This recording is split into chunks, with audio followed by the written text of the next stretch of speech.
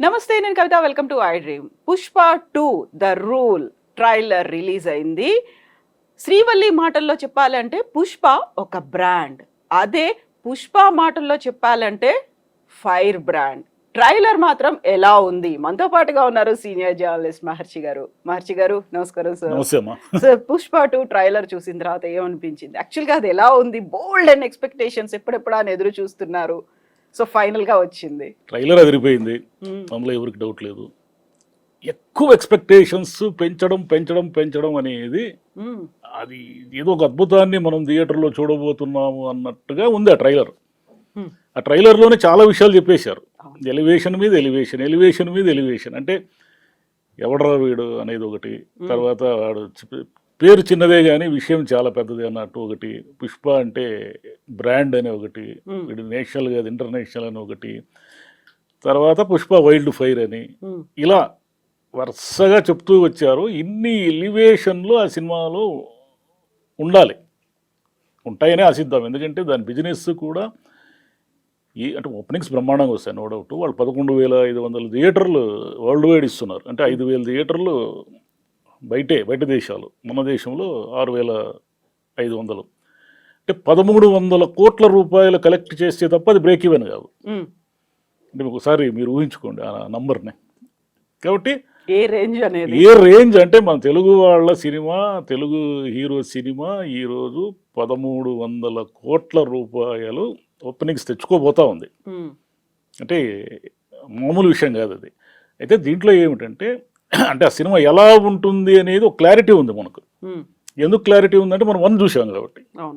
2లో ఏముంటుందంటే పుష్పకి అతనికి మధ్య, ఫాజిల్కి మధ్య ఏదో ఒక వార్ నడుస్తుంది. పుష్ప లోకల్గా ఉన్నాడు ఇంతసేపు. 1లో లోకల్, ఇంటర్నేషనల్ అని ఆయనే అంటున్నాడు. ఇంటర్నేషనల్ అంటే ఏమిటి? కత్తులు కటారులకు బదులు ఏ మిషన్ గన్ల యుద్ధాలు జరగబోతున్నాయి. అందులో హెలికాప్టర్ కూడా ఉంది కాబట్టి తీవ్ర స్థాయిలో ఉంటుంది. అయితే సుకుమార్ గారి సినిమాల్లో ఏమిటంటే, సరే ఈ యుద్ధాలు, ఈ ఎలివేషన్లు ఇవన్నీ పక్కన పెడితే అండర్ కరెంట్గా ఒక ఎమోషన్ నడిపిస్తూ ఉంటాడు ఆయన.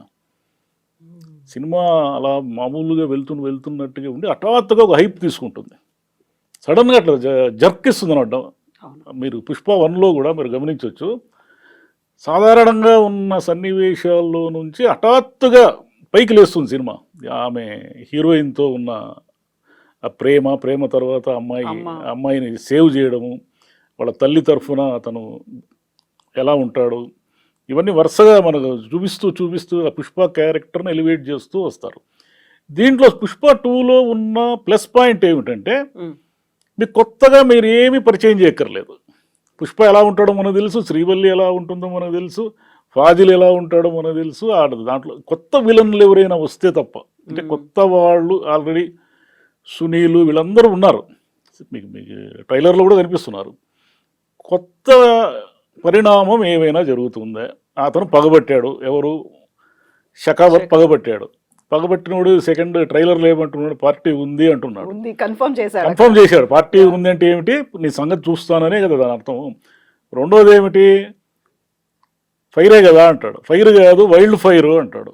అంటే అతని ఎక్స్పెక్టేషన్కి మించి ఇతను ఉన్నాడు. అతనేమో పగ తీర్చుకోవడానికి సిద్ధంగా ఉన్నాడు, ఎందుకంటే అవమానించాడు కదా, అతని బట్టలు లేకుండా అవమానించాడు. కాబట్టి పుష్ప మీద అతను పగబట్టి తర్వాత పుష్పకు సంబంధించిన ఎర్రచందనం సామ్రాజ్యాన్ని అంతా కూడా అంతం చేసే దిశగా అతను వెళతాడు. అతన్ని ఎదుర్కొంటూ పుష్ప ఎదగాలి, అతను ఎదుర్కోవాలి, ఎదగాలి. ఇది సెకండ్ పార్ట్ 2లో ఉండబోతా ఉంది. దీన్ని ఎలా ఎలా చేశాడు కథ మనకు తెలుసు. ఈ తెలిసిన కథని కొత్త సన్నివేశాలతో, కొత్త ఎమోషన్స్తో ఎలా నడిపాడు. ఇంకా పాటలు ఎలాగో బాగున్నాయి మనకు తెలుసు. అవన్నీ నడిచిపోతాయి. స్పెషల్ సాంగ్ లో ఈసారి శ్రీలీల మామూలు ఆయన సుకుమార్ గారి సినిమాలో ఐటెం సాంగ్ లేకుండా ఉండే అవకాశం లేదు, ఎవరో ఒకరు ఉంటారు. కాబట్టి ఎక్కువ ఎక్స్పెక్టేషన్ ఎక్కువ ఉంది. కాబట్టి ఏమాత్రము చిన్న నిరాశ కలిగినా కూడా చాలా ఇబ్బంది అవుతుంది. అంటే మ్యాచ్ కావడం అంటారే, థియేటర్లోకి మనం ఎలా వెళ్తున్నాము? పుష్ప 1కి ఏమీ ఎక్స్పెక్టేషన్ లేదు మనకు. పుష్ప 1 మా పాన్ ఇండియా సినిమా అని కానీ వాళ్ళు అనుకోలేదు. అది తర్వాత ఆ రేంజ్కి వెళ్ళిపోయి ఒక లెవెల్కి వెళ్ళిపోయింది. కానీ పుష్ప 1ని మనము నార్మల్గా చూసాం. అల్లు అర్జున్ సినిమా అంటే బాగుంటుంది, సుకుమార్ కాంబినేషన్ అంటే బాగుంటుంది, ఏదో ఎర్రచందనం బ్యాక్గ్రౌండ్తో చిత్తూరు యాస్తో ఉంది, ఓకే డన్, పాటలు బాగున్నాయి అనుకుని చూసాం. చూసినా కూడా మనకు కొంత డిసప్పాయింట్మెంట్తో వచ్చారు కొంతమంది ప్రేక్షకులు. ఫస్ట్ చూసిన వాళ్ళు ఎందుకు డిసప్పాయింట్మెంట్ అంటే, ఫైనల్గా క్లైమాక్స్ అనేది మామూలుగా మనం ఏమి ఎక్స్పెక్ట్ చేస్తాము, క్లైమాక్స్లో ఏదో భారీగా ఒక సీన్ ఉంటుందని ఎక్స్పెక్ట్ చేస్తాం ఏ సినిమాకైనా. ఈ సినిమాలో ఏమీ లేదు, క్లైమాక్స్ లేదు. క్లైమాక్స్ లేకుండా అతనికి ఇతనికి ఏదో పెద్ద గొడవ జరగబోతా ఉంది, ఇక నుంచి కథ మొదలవుతుంది అని ఎండ్ అవుతుంది. అది కొంతమందికి డిసప్పాయింట్మెంట్ చేసింది.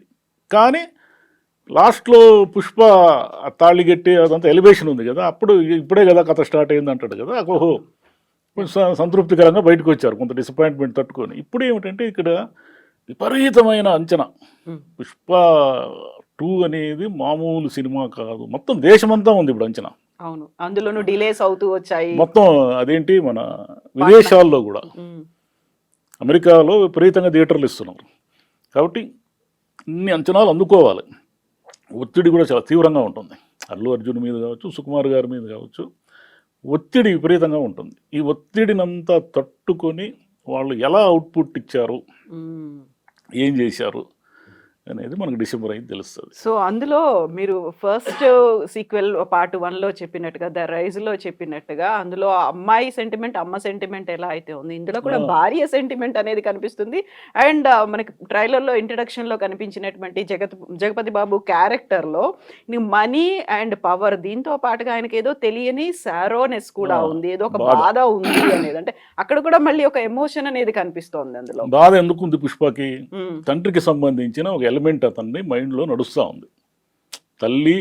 తండ్రి అనేవాడిని చెప్పుకోలేని పరిస్థితి అనేది ఉంది. ఆ కథ ఎక్కడ ఫస్ట్ హాఫ్లో పెద్దగా ఎలివేట్ కాలేదు. మీరు అతను బాల్యం ఫ్లోలో మనకి వెళ్ళిపోతుంది. అతను లోపల కోపం ఉంది, అతను విపరీతమైన యాంగర్ ఉంది అతనికి అనే విషయం తెలుస్తుంది. ఎలా అంటే తల్లికి సంబంధించి ఏదో ఒక చిన్న అవమానం జరిగితేనే వాడికి మామూలుగా వాడు ఏదో తిడతాడు కదా, డబ్బులు ఇవ్వకుండా ఏం చేస్తున్నావు అని ఒకడు తిడతాడు, వడ్డీ వ్యాపారి.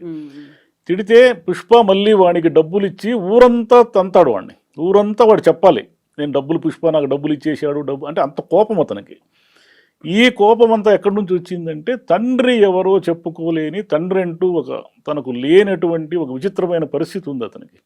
అంటే అతను ఆర్ఫన్ కాదు, తల్లి ఉంది కానీ తండ్రి ఉండి కూడా అనాథ లాంటి వాడు. అదే ఊరిలోనే ఆ తండ్రికి సంబంధించిన వారసులంతా ఇతన్ని అవమానిస్తున్నారు, అదే ఊరిలోనే ఉన్నారు వాళ్ళు. కాబట్టి అతనిలో ఉన్న పెయిన్ ఏమిటంటే తండ్రికి సంబంధించిన పెయిన్. ఈ పెయిన్ సెకండ్ హాఫ్లో ఎక్కడ ఎమోషన్స్ ఎక్కడెక్కడ ఎలివేట్ చేస్తాడు అనేది మనం చూడాలంటే, ఆయనకి సుకుమార్ గారికి ఏ సినిమా తీసుకున్నా కూడా ఈ ఫాదర్ సెంటిమెంటు ఇలాంటివి చాలా బలంగా చెప్తాడు ఆయన. నాన్నకు ప్రేమతో మీరు చూశారంటే మొత్తం తండ్రి సెంటిమెంట్తో నడిచే సినిమా అనేది. ఇప్పుడు పుష్ప ముందు ఉన్నాడు ఏమిటంటే, ఒకటి ఎమోషన్ క్యారీ చేయాలి, యాక్షన్ క్యారీ చేయాలి, ఒకవైపు విలన్లంతా పొంచి ఉన్నారు. ఆల్రెడీ ఏమిటి అతని ప్రాబ్లము, ఎర్రచందనము దొంగలు అందరితోనూ వైరం పెట్టుకున్నాడు, సునీల్తో పెట్టుకున్నాడు, తర్వాత అధికారులతో పెట్టుకున్నాడు. తమిళనాడులో ఉన్నటువంటి ఎర్రచందనం మాఫియాని దాటుకొని ఇప్పుడు ఇంటర్నేషనల్ కావాలి ఆయన. హిందీ కూడా వినిపిస్తోంది అంటే నార్త్ వైపు వెళ్తాడా లేక నేరుగా అదేమిటి జపాన్తోనే పెట్టుకుంటాడా? మనం ఎర్రచందనం అంతా జపాన్కే కదా పంపించేది, చైనా జపాన్కే పోయేది. అది నేరుగా అక్కడ వాళ్ళతోనే పెట్టుకుంటాడా లేదా అది పార్ట్ 3 ఏమైనా చూపిస్తారా? ఇంటర్నేషనల్ స్థాయి అంటే ఏందనేది చూడాలి మరి. కానీ తెలుగు సినిమాకి సంబంధించిన ఒక ఇది ఉంటుంది, కీర్తి పతాకం అంటారు. ఒక కీర్తి పతాకాన్ని పుష్ప 2 ఎగరవైపోతూ ఉంది. అంటే ఇంటర్నేషనల్ స్థాయిలో తెలుగు సినిమాకు ఉన్న స్టామినా, అంటే తెలుగు సినిమాలు ఇలా తీస్తారు, ఇంత అంటే దేశం ప్రపంచమంతా చూసే విధంగా తీస్తారు అనే విధంగా అది ఉండబోతుందని అందరూ ఎదురు చూస్తున్నారు. పుష్ప 1తోనే జాతీయ స్థాయిలో ఉత్తమ నటుడి అవార్డు వచ్చింది. పుష్ప 2 అనేది ఇప్పుడు నేషనల్ అనుకున్నారా? కాదు, ఇంటర్నేషనల్. అంటే is he giving any indication అది మళ్ళీ ఆస్కార్ రేస్లో ఉండబోతుందా?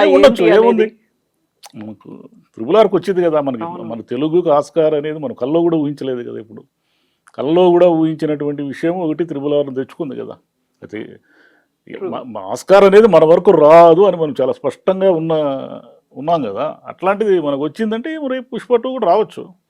అంటే ఏం ఆస్కార్ అనేది ఏం ప్రపంచంలోంచి దిగేం రారు కదా, వాళ్ళు నటులే, వాళ్ళు సినిమాలే కదా తీసేది. కాబట్టి మన వాళ్ళు కూడా సినిమాలే కదా తీస్తున్నారు. సో ఆ మేకప్ కూడా ఒక టిపికల్ గా ఉండేటువంటి బాడీ లాంగ్వేజ్, గోర్లకి నెయిల్ పాలిష్ దగ్గర నుంచి కూడా మొహాన మేకప్, చీర కట్టుకోవడం, ఇవన్నీ మేబీ ఒక క్యారెక్టర్ కు తగ్గట్టుగా చేసి ఉండొచ్చు. కానీ ఇప్పుడు ఆ స్థాయిలో ఉన్నటువంటి ఒక హీరో దానికి యాక్సెప్ట్ చేయడము అనేది ముందు నుంచి ఒకటి సెకండ్ సీక్వెల్ అనేది రిలీజ్ లేట్ అవుతోంది, బయటికి న్యూస్ రావట్లేదు, ట్రైలర్ ఎప్పుడు అనేది తెలియదు, ఇవన్నీ అనుకున్నప్పుడు బోల్డ్ అని రూమర్స్ వినిపించాయి. ఇద్దరి మధ్యలో పడట్లేదు అనేది, డైరెక్టర్కి ఆర్టిస్ట్కి పడట్లేదు, అందుకే గ్యాప్ అనేది పెరిగిపోయింది, చెప్పా పెట్టకుండా అల్లు అర్జున్ ఎక్కడికో వెళ్ళిపోయారని ఫోటోలు వీడియోలు ఇవన్నీ రిలీజ్ చేశారు. సో వాటన్నిటికీ ఒక ఫుల్ స్టాప్ పెట్టినట్టు అయిందా? ఇంత పెద్ద ప్రాజెక్ట్కి ఖచ్చితంగా రూమర్స్ ఉంటాయి. రూమర్స్ లేకుండా ఇంత పెద్ద ప్రాజెక్ట్ ఎలా నడుస్తుంది? దాంట్లో కొన్ని నిజాలు కూడా ఉండొచ్చు. అంటే వాళ్ళకి డిఫరెన్సెస్ మీన్స్ అదేమి ఆస్తి గొడవలు కాదు కదా, ఎక్కడో ఒక చోట ఇంటెలెక్చువల్ డిఫరెన్సెస్ కూడా రావచ్చు. అదేం ప్రపంచంలో గొడవలే లేకుండా ఈ ప్రాజెక్టులు పూర్తి అయిన సందర్భాలు ఏమి లేదు. అంటే నిజం ఉండొచ్చు, నిజం కాకుండా కూడా ఉండొచ్చు, రూమర్ వచ్చినంత మాత్రం. కానీ ఆ ప్రాజెక్టు మీద మనకెంత అంచనాలు ఉంటాయో వాళ్ళకి అంతే అంచనాలు ఉంటాయి, మేకర్స్కి కూడా. మనము ఎంత ఎక్స్పెక్ట్ చేస్తున్నామో వాళ్ళు కూడా జనాలని, ప్రేక్షకులని ఏమాత్రము డిసప్పాయింట్ చేసినా కూడా ఇదంతా కూడా మన పరువు ప్రతిష్టకు సంబంధించిన వ్యవహారంగా అయిపోయింది. ఇది సుకుమార్కి, అల్లు అర్జున్కి ఇది ప్రెస్టీజియస్ ఇష్యూ. చిన్న తేడా వచ్చినా కూడా జనం మనల్ని ఆడుకునేస్తారు అనేది భయం వాళ్ళకే ఉంటుంది. కాబట్టి ప్రతి చోట 1-2 సార్లు రివ్యూ చేసుకోవడము, 1-2 సార్లు మళ్ళీ చూసుకోవడము, మార్పులు చేర్పులు చేసుకోవడం, ఇవన్నీ జరగడం వల్ల సినిమా లేట్ అయి ఉంటుంది. ఇంకోటి మీరు చెప్పినట్టు మేకప్ అదంతా అన్నారు కదా, అది తిరుపతి గంగ జాతరకు సంబంధించిన బ్యాక్గ్రౌండర్ స్టోరీ. అది తిరుపతి గంగమ్మ ఏం చేస్తుందంటే రోజుకో వేషం వేసి ఆ పాలెగాడిని చంపడానికి తిరుగుతుంది తిరుపతి ఊరంతా. అది కథ. ఇప్పటికీ కూడా ఆ గంగ జాతరని అలాగే భక్తితో నిర్వహిస్తారు. అదే సాంప్రదాయంతో రోజుకో వేషం వేస్తారు. ఆ రోజుకో వేషం వేసి దాంట్లో భాగంగా హీరో ఆ చీర కట్టుకొని ఆ వేషం వేశాడు. అంటే మామూలు పురుషులు స్త్రీల వేషంలో తిరుగుతూ ఉంటారు. అంటే గంగ జాతర అప్పుడు వాళ్ళు మొక్కుకున్న వాళ్ళు అనమాట. ఆ మొక్కులు ఉన్న వాళ్ళు వేషాలు వేస్తామని మొక్కుకొని ఉంటారు. ఆ వేషంలో హీరో ఫైట్ కూడా ఉంటుంది. మీకు హీరో ఫైట్ కూడా మనకు టీజర్లో ఇది అర్థమైంది. కాబట్టి ఒకవైపు లోకల్ అంటే ఏమిటి, చిత్తూరు ప్రాంతానికి సంబంధించిన ఒక లోకల్ ఫ్లేవర్తో లోకల్గా సినిమా నడపాలి, గ్రామీణ నేపథ్యంతో సినిమా నడపాలి. ఇంకోవైపు ఏమో ఇటు అధికారులు, ఇటు ఇంటర్నేషనల్ స్మగ్లర్లు, నేషనల్ స్మగ్లర్లు అందరూ చుట్టుకొని ఉన్నారు కథలో. స్థానికంగా పల్లెటూరి నేపథ్యంతో ఉన్నటువంటి ఒక ఎర్రచందనం స్మగ్లర్గా అవతారం ఎత్తినటువంటి హీరో తనకు మించిన ఒక వ్యవస్థను ఎదుర్కోబోతున్నాడు. అధికార వ్యవస్థ, రాజకీయ వ్యవస్థ, మాఫియా, ఇన్ని వ్యవస్థలను ఎదుర్కొని పుష్ప అనేది ఒక బ్రాండ్ అని నిరూపించుకోవాలి. ఇన్ని వ్యవస్థలు ఎదుర్కొనేటప్పుడు నో డౌట్ అతనికి విపరీతమైన ఏవో సమస్యలు వస్తాయి. అంటే సమస్యలు వచ్చి దాని నుంచి బయటకు వస్తేనే కదా ఎలివేషన్ అంటారు. కాబట్టి ఏం సమస్యలు వస్తాయి అతనికి? ఒకటి షకావత్తు, ఖచ్చితంగా సమస్య, అతను వదలడు. 2 ఈ లోకల్ మాఫియా. 3వ మాఫియా ఎక్కడి నుంచి వస్తుందని చూడాలి. Political already Rao Ramesh involve అయి ఉన్నాడు. కాబట్టి 3వ మాఫియా ఎక్కడి నుంచి వస్తుంది? కాబట్టి ఖచ్చితంగా పుష్ప 2 అనేది మనకు ఒక ప్రెస్టీజియస్ ప్రాజెక్టుగా అల్లు అర్జున్కి కానీ, సుకుమార్కి కానీ, ప్రేక్షకులు కూడా, తెలుగు వాళ్ళు కూడా పుష్ప 2 మాది, పుష్ప మేము తీసింది అని ఎక్కడైనా నార్త్లో కూడా చెప్పుకోవచ్చు. ఎందుకంటే నార్త్లో ఇంతకాలము తెలుగుకు సంబంధించిన పెద్ద మార్కెట్ లేదు. ఇదా డబ్బింగ్ అలా ఇలా వదిలేవాళ్ళు. కానీ ఈ 666, సలారు, ఈ తర్వాత ఇవన్నీ వచ్చాయి కదా, KGF, ఇవన్నీ వచ్చిన తర్వాత సౌత్ సినిమాలకు విపరీతమైన డిమాండ్ ఏర్పడింది అక్కడ. ఇంత మార్కెట్ ఇప్పుడు 1000 కోట్ల రూపాయల బిజినెస్ జరిగింది థియేట్రికల్ బిజినెస్ అంటే నార్త్ బిజినెస్సే మనకంతా. ఇక్కడ మనకు సౌత్లో అంత బిజినెస్ జరిగే ఛాన్స్ లేదు. అక్కడ ఒక్కసారి అంటుకుందంటే ఫైర్ ఇంకా అది Wildfire వదలదు అవుతుంది. అది వదలదు ఇంకా. ఎందుకంటే పాట్నాలో నిన్న జరిగిన సభ, ఎందుకంటే మన వాళ్ళు ఎవరు తెలియదు కదా అక్కడ బీహార్లో పాట్నాలో, కానీ మన వాళ్ళందరినీ గుర్తుపట్టి కొన్ని వేల మంది అక్కడ ఒక ఈవెంట్కి అటెండ్ అయినారంటే చాలా పెద్ద విషయం అది. సో ఈ మధ్యన ఇది ఒక సరికొత్త ట్రెండ్ లాగా మారినట్టుంది. RRR సమయంలో అయితే ప్రమోషన్స్ కోసమో క్యాంపెయినింగ్ కోసమో హీరో, ఇద్దరు డైరెక్టర్లు మొత్తం అన్ని ఈవెన్ గోల్డెన్ టెంపుల్ దాకా వెళ్ళి వచ్చారు. ఆ అవును. తర్వాత వెరీ రీసెంట్ గా గేమ్ చేంజర్ కోసం కూడా ఆ లక్నోకి వెళ్ళి అక్కడ క్యాంపెయినింగ్లు ఇవన్నీ జరిగాయి. ఇప్పుడు పాట్నా అనేది సో పాన్ ఇండియా రేంజ్ అంటే ఇది అన్నట్టుగా అవును. చూపిస్తున్నారా? కేవలం నటులు కాదు ఇక్కడ నిర్మించి పాన్ రిలీజ్ ఇండియా చేయడం. పాన్ ఇండియా అనేది వీళ్ళు ఎంత బాగా సినిమాలు తీస్తే అంత వర్కౌట్ అవుతుంది. మ్మ్. లేదు పాన్ ఇండియా పేరుతో ఏదో ఒకటి ఊరికి డబ్బింగ్ చేసినంత మాత్రాన పాన్ ఇండియా కాదు, ఆడియో మారిస్తే పాన్ ఇండియా ఎలా అవుతుంది? ఆ రేంజ్ ఉండాలి. చాలా సినిమాలు పాన్ ఇండియా అని మనం చూసాం, దారుణంగా దెబ్బతిన్నాయి. అదేవిధంగా ఏమిటంటే వీళ్ళు ఎంత కథ ఉంది తమ దగ్గర అనే దానికి లిమిటేషన్ లేకుండా మ్మ్. పార్ట్ 2లు పార్ట్ 3లు పెట్టుకొని ఫస్ట్ హాఫ్లో ఏమీ కథ చెప్పకుండా ఉన్నారు. పుష్పకి ఆ ప్రమాదం లేదు. పుష్పకి మొదటి పార్ట్లోనే చాలా కథ చెప్పారు. ఇప్పుడు చెప్పేదంతా ఏమిటంటే ఎవల్యూషన్ ఆఫ్ పుష్ప, మ్మ్. అది రైజ్, ఇది రూల్, అంతే ఎలా రూల్ అంతే. చేశాడు. అది చెప్పబోతున్నారు. మ్మ్. అతని పరిణామ క్రమం ఏమిటి అని చెప్పబోతున్నారు. మూడోది ఉండొచ్చు, దీన్ని బట్టి రెండో దాన్ని బట్టి ఉంటుంది. మూడోది ఇంకో సీక్వెల్ కి రెడీ ఇంకో అవ్వమని చెప్తున్నారు. ఉండొచ్చు కూడా. Yes yes sir, thank you so much sir. Thank you.